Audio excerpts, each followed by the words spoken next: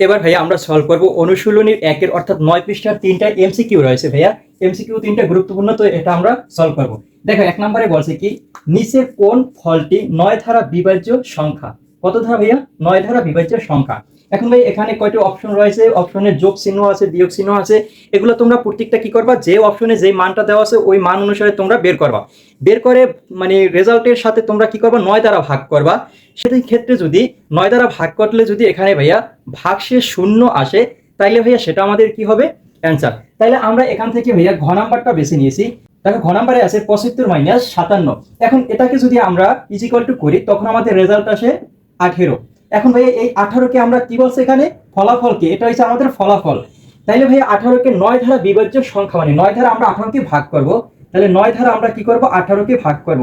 9 ধারা যদি 18কে ভাগ করি, দেখো 18 ভিতরে 9 দুইবার যায় 18, সেক্ষেত্রে আমাদের ভাগশেষ কিন্তু এখানে শূন্য আসে। তাহলে ভাই আর বাকিগুলো তোমরা যোগ আছে, প্রথম ক নম্বরে যেমন যোগ আছে যোগ করে অথবা যোগফলটা এখানে যেটা পাবা সেটাকে তোমরা কি করবা, প্রত্যেকটার 9 দ্বারা ভাগ করবা। সেক্ষেত্রে দেখবা যে কোনটার ভাগশেষ শূন্য আসে। এখন ভাই আমাদের এখানে ঘ নাম্বারটা অ্যান্সার আমরা নিতে পারছি, কারণ আমাদের এখানে ভাগশেষ শূন্য এসেছে। আশা করি ভাই বুঝতে পেরেছো। তারপরে ভাইয়া 2 নম্বর দেখো, ক সংখ্যক ক্রমিক স্বাভাবিক বিজোড় সংখ্যার যোগফল কত। এখন ভাই এই প্রশ্নটা আমরা যখন থিওরিক্যাল পড়েছি এই অধ্যায় থেকে, তখন ভাই আমরা এটা তোমাদের অ্যান্সারটা বলে দিয়েছি যে ক সংখ্যক ক্রমিক স্বাভাবিক বিজোড় সংখ্যার যোগফল অর্থাৎ ক স্কয়ার। এখান থেকে আমরা ঘ নাম্বার নিব কি, ক স্কয়ার অ্যান্সার। কারণ বিজোড় স্বাভাবিক সংখ্যার যোগফল আমরা যখন নির্ণয় করছি তখন প্রতি ক্ষেত্রে আমরা কি ক স্কয়ারের সূত্র দিয়ে আমরা নির্ণয় করছি। তারপর দেখো 3 নম্বর বলছে কি প্রথম 3টি বিজোড় স্বাভাবিক সংখ্যার যোগফল একটি। তাইলে পূর্ণবর্গ সংখ্যা, বিজোড় সংখ্যা, 3 নাম্বার আছে কি মৌলিক সংখ্যা। এখন ভাই এখানে বলছে কি প্রথম 3টি বিজোড় স্বাভাবিক সংখ্যা।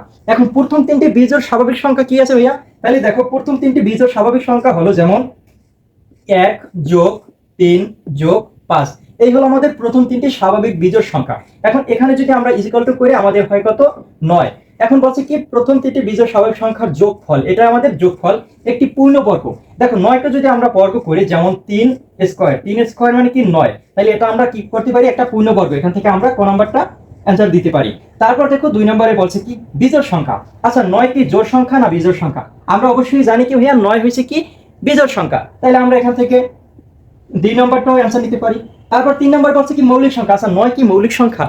ভাই আমি মৌলিক সংখ্যা থেকে তোমাদের পড়িয়েছি। দেখো 9কে আমরা কিন্তু 3 ধারা ভাগ করতে পারি। তাইলে ভাইয়া 9কে যদি 3 ধারা ভাগ করি তাহলে দেখো 3 3 9। সেক্ষেত্রে আমাদের কি 9 আমাদের যৌগিক সংখ্যা, মানে মৌলিক সংখ্যা 9। তো ভাই আশা করি এই এমসিকিউ 3টা তোমরা বুঝতে পেরেছো। তারপর যদি বুঝতে অসুবিধা হয় সেক্ষেত্রে আমাকে কমেন্ট করবে। এখান থেকে অ্যান্সার কি, এই যে অ্যান্সার 1 ও 2।